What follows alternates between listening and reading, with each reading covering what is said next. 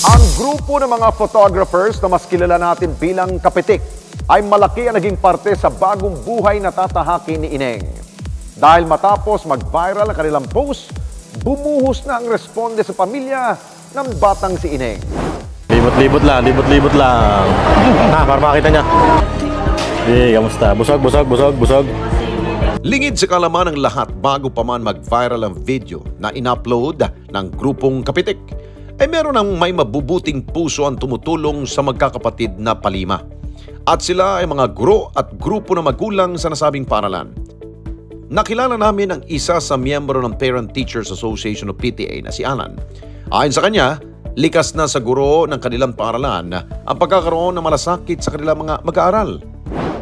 Ang kadalasan po na ginagawa ng mga PTA officer, kadugtong po ng mga teacher, ng mga mahal nating guro na tumutulong po sa mga activities sa school o kung ano po yung po pwede natin maggagabay po sa mga bata at saka po sa mga kung ano po yung mga pwedeng gawin ng school para po sa ikagaganda ng school at saka po sa mga bata, katulad po ng mga activity, for example, mga Boy Scout, Girl Scout, pagka magkakaroon ng out of sa iba't ibang lugar, katulong po ng mga teacher ang mga parents.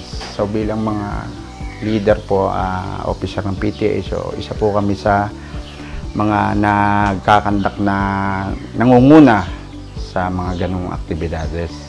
So nakita ko talaga po ang mga guro, hindi lang po profesyon na pagiging guro ang kanilang ginagawa. Ako po ay sobra po akong natutuwa at nararamdaman ko ho yung aruga ng magulang dahil bilang isang magulang din na mahirap ay nakakatuwa po na ang aking anak po pala kasama ng ibang mga estudyante, ikita ko po kung paano nila arugain, turuan ng magagandang asal at yung kanilang pagtuturo at hindi po doon natatapos ang kanilang responsibilidad. Nakikita ko po ang mga guro kung gaano po sila nagpapakaina at ama pagka sila po ay nasa school, kung paano po nila pakainin o linisan. As in talaga pong parang pangalawang tahanan ng bawat isa ng magulang at saka ng mga estudyante. Grabe po kung mag-asikaso po ang aming mga guro at yan po ay pinagpapasalamat namin. May mga estudyante na hindi ganun ka-bless, na kumbaga, although pare-pares tayo mahihirap, pero meron talagang, tapos dating ang tawag dito sa Batangas, dating, hindi talaga lihitimong taga dito. May mga ilan na estudyante na talagang hikahos, pumapasok silang walang uniforme, minsan, at naikwento talaga na, at saka nakikita ko na sila yung nag-aaruga at nagbibihis sa bata, nagpapaligo sa school. Ang grupo naman ng mga magulang tulad niya, tumutulong hindi lamang kanila Crisel, ngunit sa lahat ng estudyanteng alam nila nakapusa buhay. Pag walang baon, sa pagtutulungan din po ng ibang mga PTA officer at ng aming PTA president, ay may kantin po sa school na sila po namamahala at kasama po ng may-ari ng kantin ay yung po mga batang hikahos ay nawalang baon, hindi sila ho nagpapakain. Katulad po pag recess, po sila, nagluluto po sila ng sopa. Kasi meron po naman na ang tubig naman po doon ay hindi naman po tubig, yung tap water. So yun pong mga mineral na tubig natin sa school, yan po ay naman po libre. Tapos yung mga juice, pag hindi po sopas ay yung tawag ko dito sa Batangas ay sundot saging. Yan ho ay saba na saging. Minsan ho ay nilalabon, minsan naman ho ay kamote. At ang ginagawa ho na iba ng may-ari ng kantin at saka ng ating PTA president at yung mga kasamahan kong officer, nagluluto po ng turon. Kaya naman ang pagresponde ng mga guro kay Crisel sa araw ng graduation nito, batid nilang malaking bagay sa bata, wala man ang kanyang mga magulang sa mga oras na ito. Sa dami-dami po ng mga estudyante, lagi ko pong naririnig. Kwento noon at pamilya pala. Ito palang si Crisel na nababanggit lagi na nababash yung magulang, hindi naman po nila alam yung totoong kwento. Siyempre po, hindi po natin may alis na talaga po ang magulang ay kailangan minsan na iwanan para po maghanap buhay. So dumadating po sa punto na hindi po makaka-absent sa trabaho dahil baka lalo pong mawala yung kanilang ikakabuhay.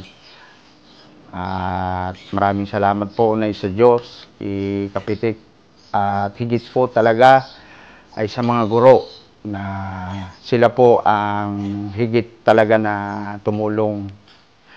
Nung graduation po ay maganda po ang aura ng bata.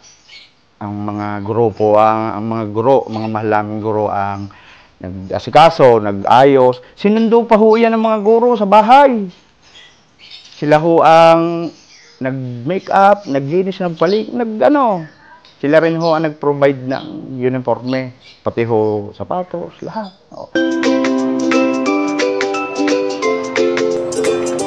Yun nga, kita yung kaninang graduate ng kindergarten na walang kasama magulang. Ang ating e-responder, nakapitik, tumulong din sa kanilang sariling paraan. So doon ko din na-discover na first time pala nila na makapag-Jollibee din sa kanilang edad na yon at makapunta ng SM. So sinamantala ko na rin yung pagkakataon na kahit may gagawin ako sa araw na yon, so ikinansel ko para maibsan naman yung nararamdaman ng bata. Kasi mahirap sa isang bata na walang kasama talaga sa ganun, lalo't ganong edad.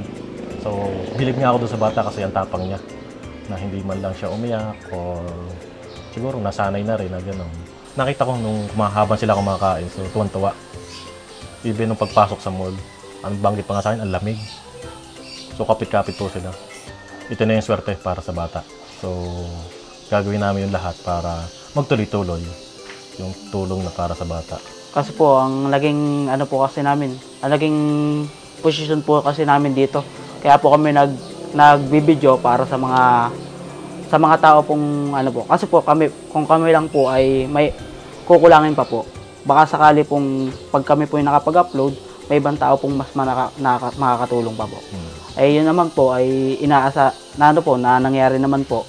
Kaya po pasasalamat na rin po namin sa mga tumutulong, pati po sa Panginoon. Yun po talaga yung aim namin na para kami yung maging eye-opener. Kasi nakikita namin ang daming good Samaritan sa mundo. So parang sabi ko nga kay Lord, gamitin kami ng gamitin sa ganitong pagkakataon. So sabi ko nga, magpapagamit naman ako hanggang sa kaya ko. So para sa ikabubuti ng lahat. Matapos nga nilang maipost ang video ni Crisel, marami ang nagpaabot ng tulong sa pamilya. After nga ng pagkaka-upload ko, may ilang oras, so biglang nag-boom yung views.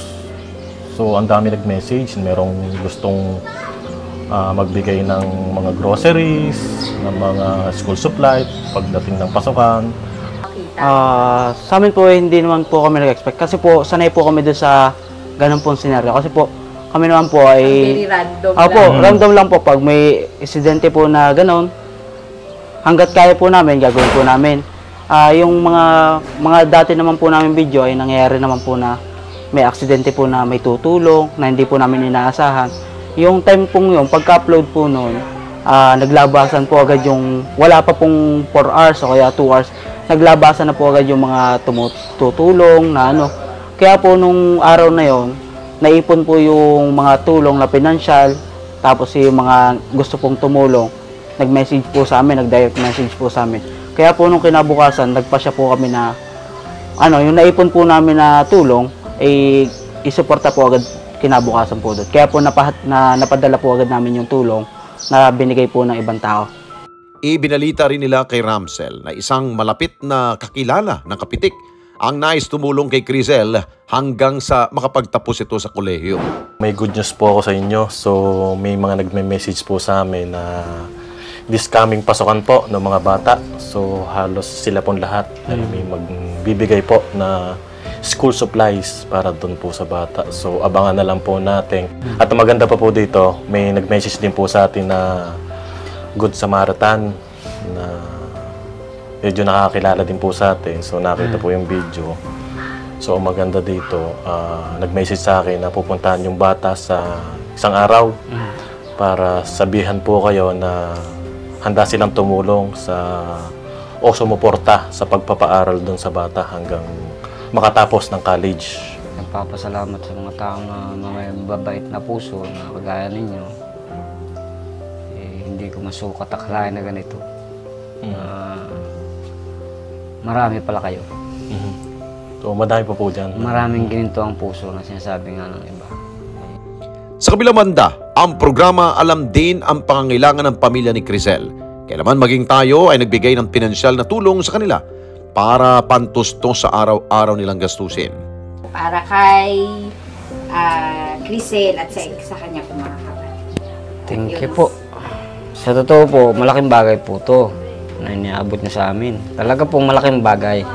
Salamat Kasi po. yung biniabot nyo, ay halimbawa kung may pangangailangan ako sa loob ng bahay, may bibili ko po. Yan po ang akin. At sa mga gamit nila. Nakakatutos naman po sa inyo talaga. Ngayon kami nakakatanggap ng ganito, simula nung makilala namin si Kunsyal, talaga hong hindi ko inaasahan talaga na ganito ang mangyayari sa amin. Sa tanang buhay ko ho, simula nung kami nagparito, talagang tudo kahit ako. Tudo.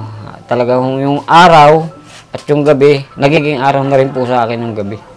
Para lang po maitagod. Para na mataguyod ko itong mga bata. Ako'y nahihiya din ho tumanggap ng ganito. Wala.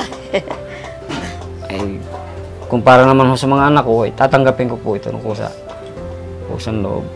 At nagpapasalamat din po ako sa inyo. Maraming pong salamat. Ang bawat pagtatapos ay mahalagang alaala sa sinumang bata. Ngunit hindi matatawaran na sa likod nito ang mga guro na sumusuporta sa kanilang mag-aaral.